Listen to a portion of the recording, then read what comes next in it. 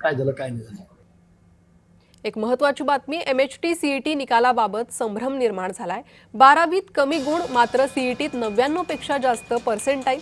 परीक्षा केंद्रावर गैरप्रकार झाल्याचा काँग्रेसचा आरोप आहे। तर व्हिडिओतील दाव्यांच्या पडताळणीसाठी पोलिसांकडे तक्रार केली गेली आहे। परीक्षेबाबत झालेल्या आरोपांचं CET कडून खंडन करण्यात आले। 12वीचे गुण आणि CET पर्सेंटाईलचा थेट संबंध लावणं चुकीचं असं CET कक्षाचे आयुक्त दिलीप सरदेसाई यांनी स्पष्ट केलंय। MHT CET निकालाबाबत समाज माध्यमांवर व्हायरल होणाऱ्या संशयास्पद चित्रफितींमुळे विद्यार्थी आणि पालकांमध्ये मोठा संभ्रम निर्माण झालाय।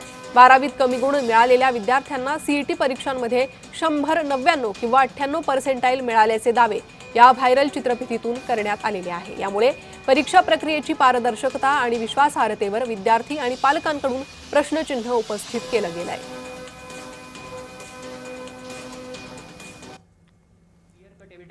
या सिस्टमला कॉम्प्रोमाइज केले गेले, पूर्णपणे डिटेल्ड मी तुम्हाला एक रिपोर्ट बनवलाय। सगळ्यात पहिले काय झाले तर अशा विद्यार्थीमध्ये आलेत मेरिट लिस्ट मध्ये ज्यांचा परफॉर्मन्स CET ला चांगला होता, ओनली इन CET एक्झाम, त्यांना 10वीत पण चांगले मार्क नाहीत, त्यांना 12वीत पण चांगले मार्क नाहीत, त्यांना JEE मध्ये पण चांगले मार्क नाहीत। लेटेस्ट सी डेटा काय म्हणते।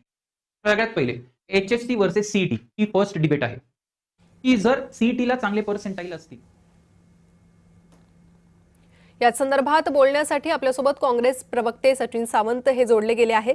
सचिनजी, आपण पाहतोय अलीकडे शिक्षण व्यवस्थेतील अनेक नवनवीन आरोप समोर येत आहेत। अशात MHT CET संदर्भात हा एक व्हिडिओ समोर आलाय, काय तुमचं याबाबत मत?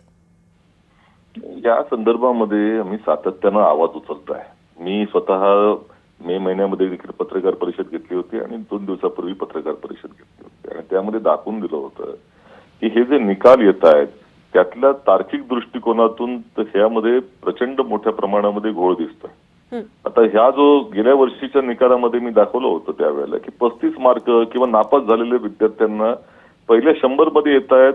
पहिले 1-2 जे आले होते गेल्या वर्षी ते तर 50% PCM मध्ये मार्क होते, 12वी मध्ये 50% मार्क असलेली मुलं आली। याही वर्षी हे प्रमाण वाढत चाललं, म्हणजे गेल्या 4 वर्षामध्ये जर तुम्ही त्याचा अभ्यास केलात, मी तो त्याचं टेबलही दिलं होतं की कशा पद्धतीनं PCM मध्ये 70% खाली, PCM मध्ये 60% खाली, 50% खाली आणि 40% खाली यांचं प्रमाण वाढत चाललंय। यावेळेला जवळपास 24 विद्यार्थी हे 40% खाली आहेत आणि हे पहिल्या 1000 मधले जवळपास 128 विद्यार्थ्यांना PCM मध्ये 60% पेक्षा कमी मार्क आहेत। म्हणजे हे कसं काय होऊ शकतं? कारण खऱ्या अर्थानं 12वीचा अभ्यास हा फार बऱ्यापैकी सोपा असतो। जवळपास 20 मार्क जे असतात 100 पैकी ते काही समाधानकारक नाही। ते म्हणतात की असा योगायोग होऊ शकतो। मी हे योगायोगांवरती त्यांचं जर उत्तर असेल तर त्याला काही अर्थ नाही। याची न्यायिक चौकशी झाली पाहिजे, कारण हे गेल्या 4 वर्षामध्ये हे प्रमाण वाढत चाललेलं आहे। हे गंभीर आहे। अगदी सचिनजी, आपण आधी म्हणालात तसंच आणि CETने यावर खंडन केलंय, त्यानुसार या दोन्ही अभ्यासक्रमांचा किंवा या 2 परीक्षांचा तुलना करणं योग्य नाही किंवा त्यांच्या पर्सेंटाईलची तुलना करणं योग्य नाही असं CETचं म्हणणं आहे। तुम्हाला काय वाटतं CETच्या या स्पष्टीकरणावर? नाही, म्हणून तर म्हणतो ना की हे स्पष्टीकरण समाधानकारक नाहीये। तुम्ही लक्षात घ्या, या परीक्षे म्हणजे देशातली ही दुसरी परीक्षा, मोठी परीक्षा, JEE मेन्स नंतर ही मोठी परीक्षा आहे इंजिनिअरिंग मधली। जवळपास 1 लाख 5.5 लाख विद्यार्थी यामध्ये बसतात आणि आपली जी कॉलेजेस आहेत राज्यातली त्यातली काही कॉलेजेस तर NIIT आणि IITच्या दर्जाची आहेत। ते तुम्ही VJTI घ्या, COEP घ्या, वाल्सन घ्या आणि यामध्ये विद्यार्थी जे जात आहेत ते अपात्र जर जात असतील आणि योग्य विद्यार्थी जे आहेत ज्यांनी इतके वर्ष मेहनत केलेली आहे त्यांचा हक्क जर टाळला जात असेल तर याची चिंता करणं आवश्यक आहे शिक्षण विभागानं। आणि सगळ्यात महत्वाचं म्हणजे ज्याला 12वीत मार्क मिळत नाहीत, एकच अभ्यासक्रमावरती परीक्षा आहे, पहिल्या 1 वर्षाच्या 12वीच्या अभ्यासक्रमावरती त्याला मार्क मिळत नाहीत आणि 2 वर्ष 11वी 12वीचं दोन्ही एकत्रित अभ्यासामध्ये मात्र त्याला 100 पर्सेंटाईल मिळतात। म्हणजे 6 लाख विद्यार्थी जवळपास मागे पडतात आणि हा पुढे येतो असा विद्यार्थी। अगदी सचिनजी, त्यामुळेच कुठेतरी प्रश्नचिन्ह यामुळे निर्माण होत आहे। आता यावर काय कारवाई केली जाते, दखल घेतली जाते का, हे पाहणं महत्त्वाचं असणार आहे। धन्यवाद तुम्ही दिलेल्या सविस्तर प्रतिक्रियेसाठी। दरम्यान यावर हर्षवर्धन सपकाळ यांनी ट्विट केलंय, पाहूयात। पेपरफुटी असो, भरती घोटाळे असोत की आता MHT CET, प्रत्येक वेळी संशयाची सुई भाजपशी संबंधित लोकांवरच का येते? भाजप नेत्याच्या मुलांना 10वी-12वीत कमी गुण, जेईई मध्येही साधारण कामगिरी आणि MHT CET मध्ये थेट 99 पेक्षा अधिक पर्सेंटाईल येतात. फडणवीसांनी निकालाचा हा खेळ कोणाच्या आशीर्वादानं सुरू आहे हे पाहावं, असं सपकाळ यांनी म्हटलेलं आहे. या संदर्भात अधिक माहिती देण्यासाठी आमच्या प्रतिनिधी भाग्यश्री प्रधान सध्या आपल्यासोबत जोडले गेले आहे. भाग्यश्री, नेमके आरोप काय होता यावर स्पष्टीकरण येत आहे आणि काय दखल घेतली जाऊ शकते या प्रकरणाची, या संदर्भातल्या हालचाली?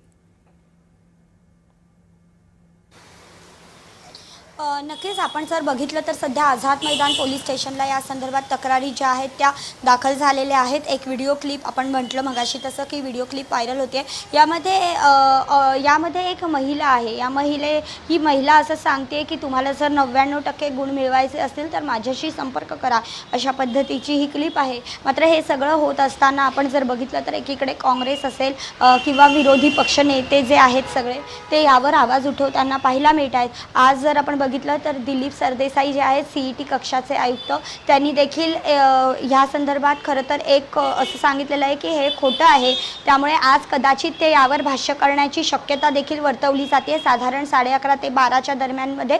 मात्र हे सगळं होत असताना आपण जर बघतोय तर एकीकडे CJPचं देशामध्ये होत असलेलं पेपरफुटीचं आंदोलन आणि हे महाराष्ट्रात होत असलेल्या CET संदर्भातल्या चर्चा या कुठेतरी पुन्हा एकदा जोर धरू लागलेल्या आहेत. आणि या सगळ्याचा आपण जर बघतोय तर एकंदरीत जर 12वीचे जी मुलं आहेत त्यांना काही जणांना अत्यंत कमी गुण मिळालेत, मात्र त्या CET मध्ये त्यांना अधिक गुण मिळालेत असं देखील सांगितलं जात आहे. मात्र यामध्ये आणखीन एक महत्त्वाची गोष्ट आहे की CETच्या परीक्षेवरच खरं तर मुलांना ॲडमिशन मिळते असं देखील सांगितलं जातं. त्यामुळे काही विद्यार्थी 12वीचा अभ्यास कमी करून CETवर अधिक फोकस देतात असं देखील एक सांगितलं जाते. त्यामुळे ह्यातली नेमकी तथ्यता काय आहे, पडताळणी जी आहे ती सध्या सुरू असल्याचं पाहायला मिळते. आझाद मैदान पोलीस स्टेशनमध्ये या तक्रारी नोंद झाल्यात, त्यामुळे तिथले पोलीस अधिक पुढचा तपास करताना देखील पाहायला मिळते. भाग्यश्री, त्यामुळे या संदर्भात काय कारवाई केली जाते याकडे लक्ष लागलेलं आहे. धन्यवाद या सविस्तर माहितीसाठी.